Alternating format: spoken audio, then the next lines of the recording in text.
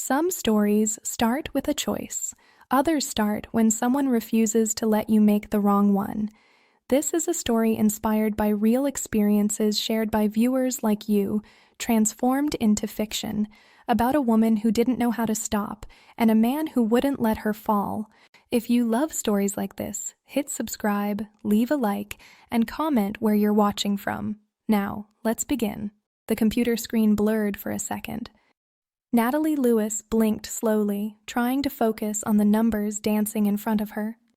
The fever had started the morning before, mild, ignorable.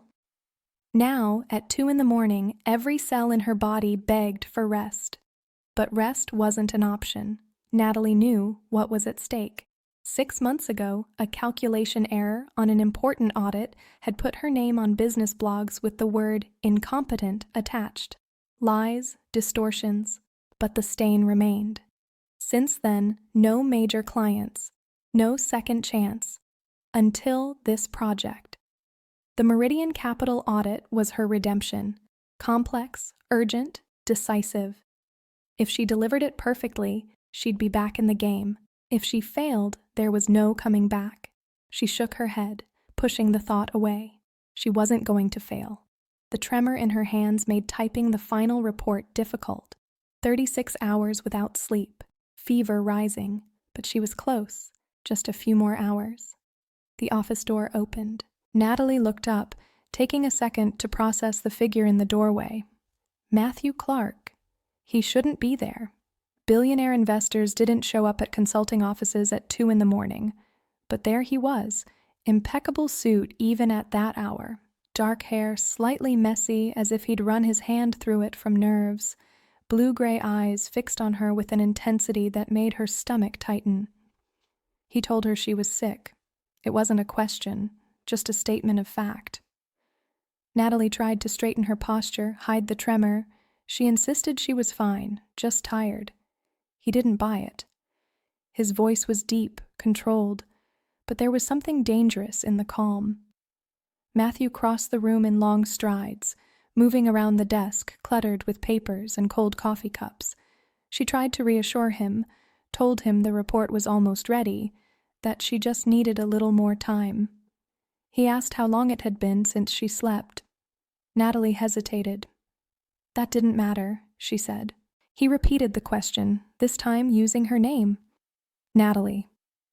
The sound of it in his voice did something strange to her chest. They'd met only 3 times before, formal meetings where he'd been distant, analytical, impossible to read. But now, inches away, she could see the tension in his jaw, the concern he was barely disguising. She admitted it had been 36 hours, maybe a little more. Matthew closed his eyes for a second, as if controlling something inside himself. When he opened them again, the decision was already made. He told her she was going home. She refused. He made it clear he wasn't asking. She said she didn't care what he wanted. Natalie tried to stand, but the world spun violently. She grabbed the desk, breathing short and shallow. Matthew caught her by the arm, firm, warm, steady.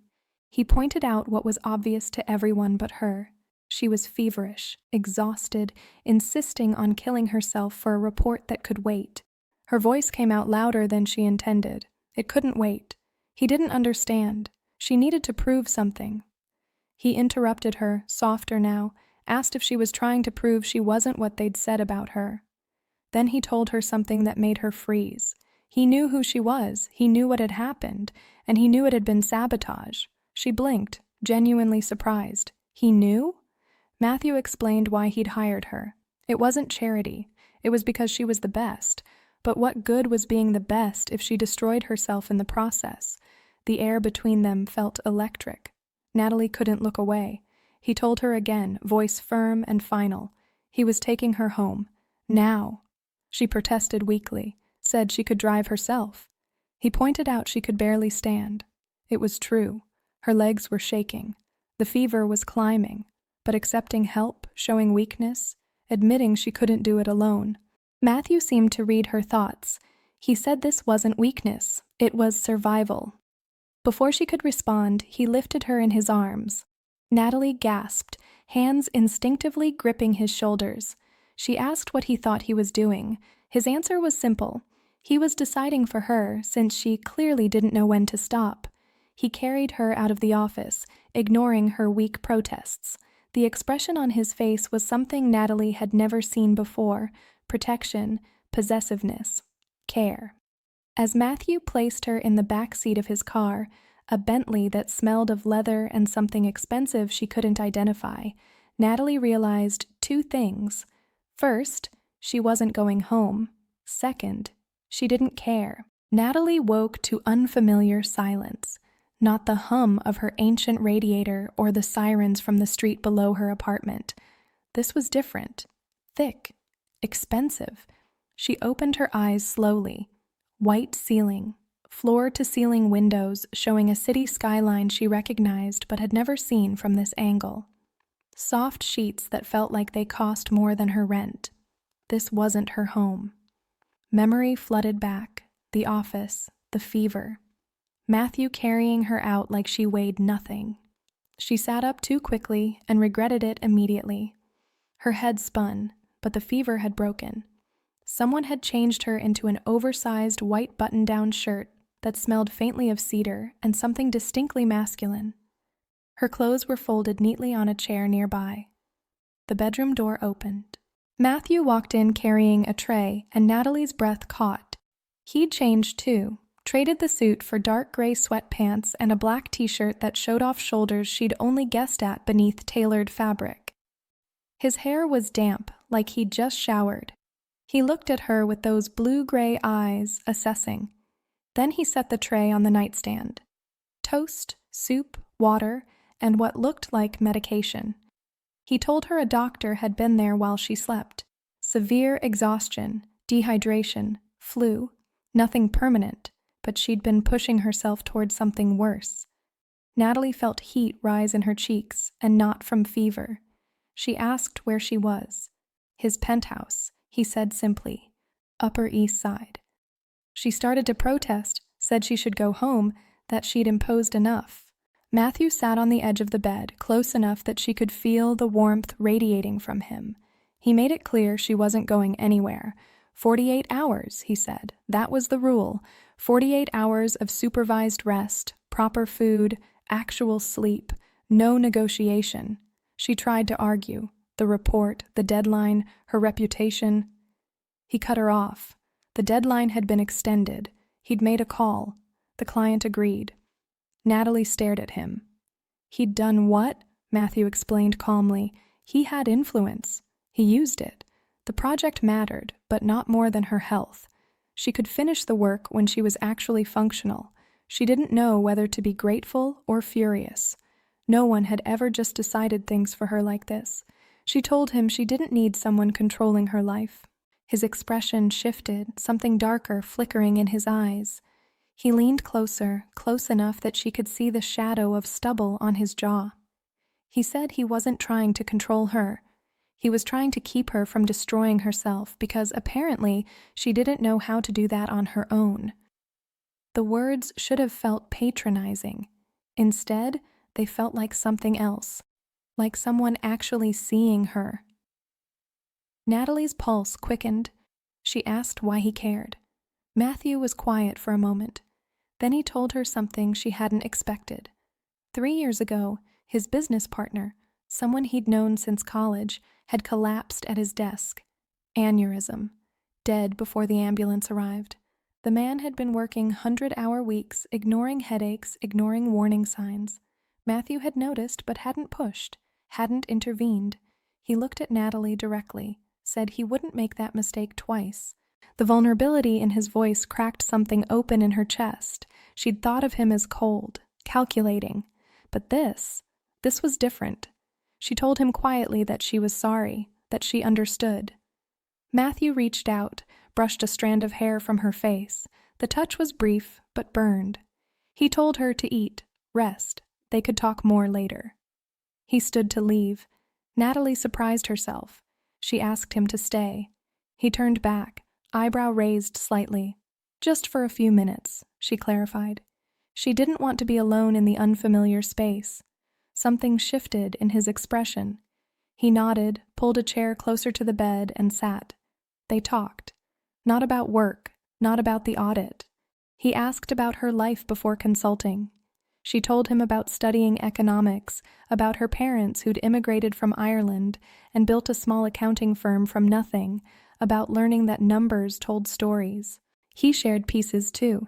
Growing up in Connecticut, boarding schools, pressure to join the family investment firm, the relief of finally breaking away and building something his own way.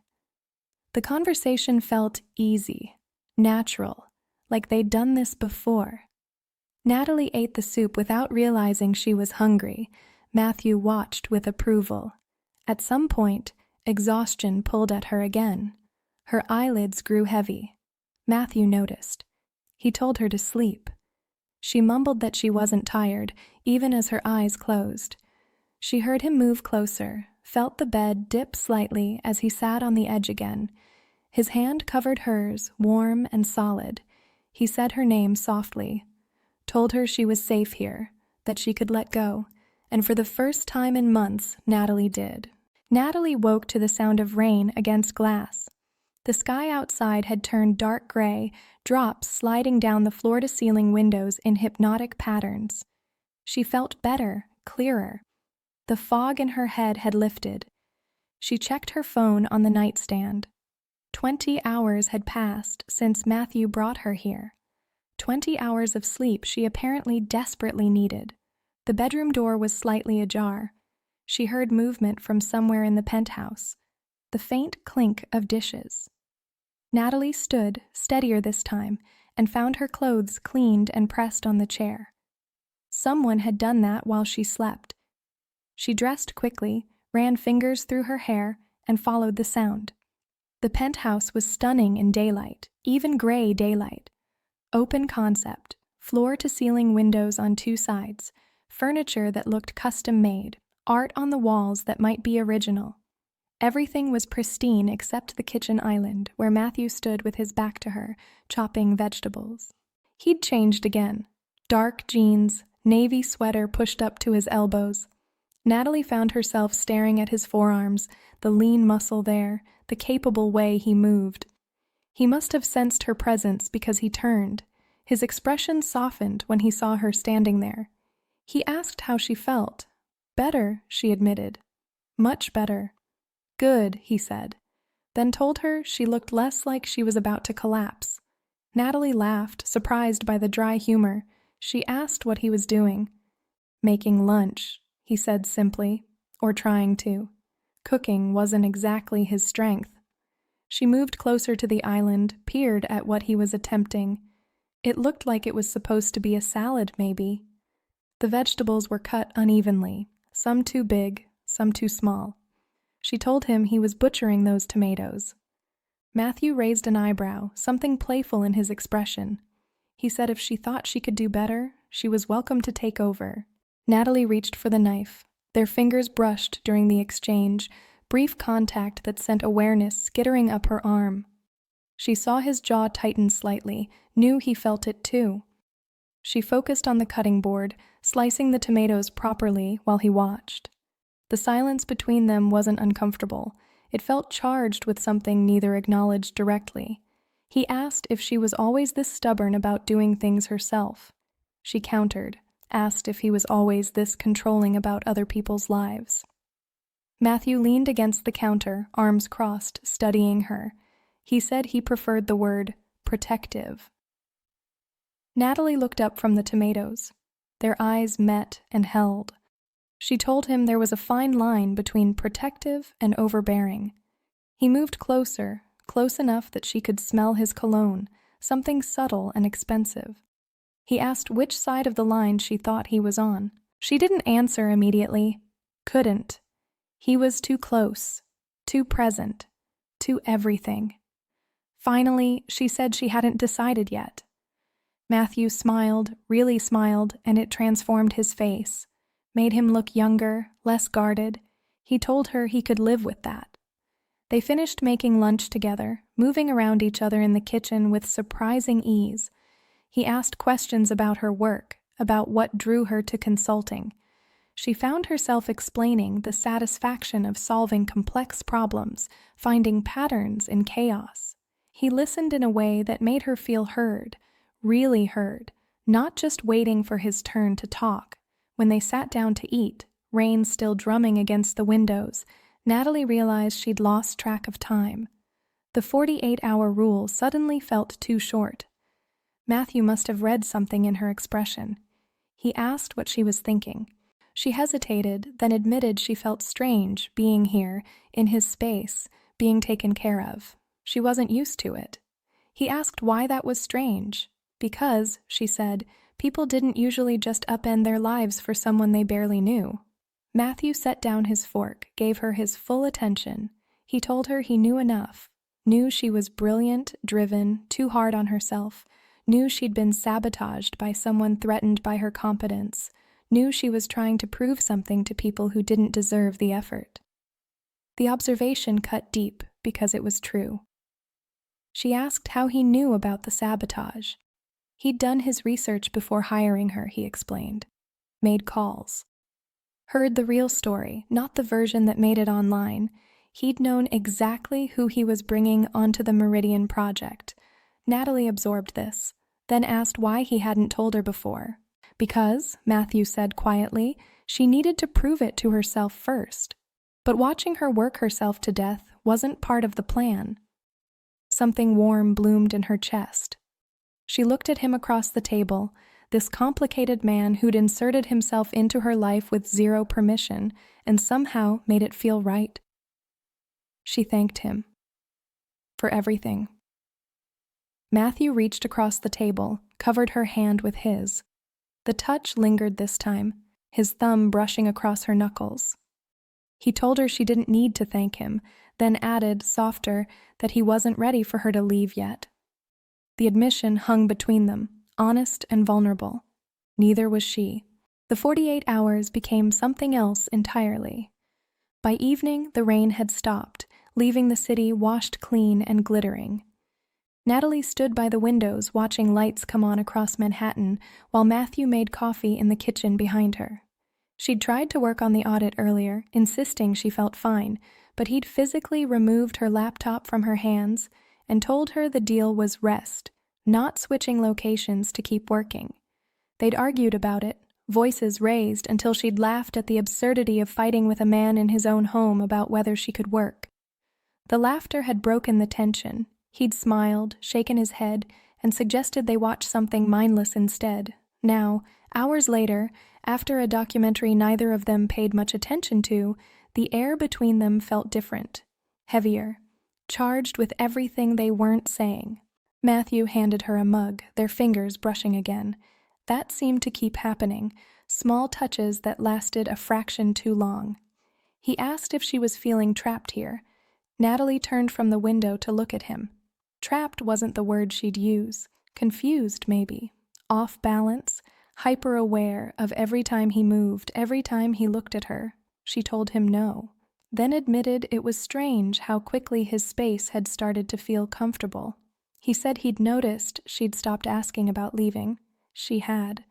The thought of going back to her empty apartment, to the isolation she'd wrapped around herself like armor, felt hollow now. Matthew set his mug down on the side table, moved closer. Close enough that she had to tilt her head slightly to maintain eye contact. He told her he'd been thinking about something, about how rare it was to meet someone who understood the cost of ambition, who didn't just chase success but knew what it meant to sacrifice for it. Natalie's pulse quickened. She asked what he was getting at. He reached up, tucked a strand of hair behind her ear. His hand lingered near her face, thumb brushing her cheekbone. Matthew said he wasn't good at this, at connecting with people. He'd built walls, same as her. But something about her made him want to tear them down. The admission was raw, unguarded. Natalie felt her breath catch. She told him she wasn't good at this either, that letting people in had never been her strength. His hand moved to cup her jaw gently. He asked what she wanted. The question hung between them, heavy with implication. Natalie knew what she wanted, had known since she woke up in his bed wearing his shirt, since he'd made her laugh in the kitchen, since he'd looked at her like she was someone worth protecting. She told him honestly. She wanted him. Matthew's eyes darkened. He asked if she was sure. She nodded, heart hammering. He closed the distance between them slowly, giving her time to change her mind. When his lips met hers, it was gentle at first, testing, questioning. Natalie responded by pressing closer, hands coming up to grip his sweater. The kiss deepened. His arms wrapped around her waist, pulling her flush against him. She could feel the lean strength of his body, the barely controlled intensity in the way he held her. When they finally broke apart, both breathing hard, Matthew rested his forehead against hers. He told her they should slow down, that he didn't want to rush this, didn't want her to regret it. Natalie appreciated the consideration, but she was done being careful, done protecting herself from every possible hurt. She told him she wouldn't regret it, wouldn't regret him. That seemed to break something loose in him. He kissed her again, deeper this time, walking her backward until her back hit the window. The cool glass contrasted with the heat of his body pressed against hers. His hands slid under the hem of her shirt, fingers splayed against her lower back. The touch sent electricity racing through her. She whispered his name.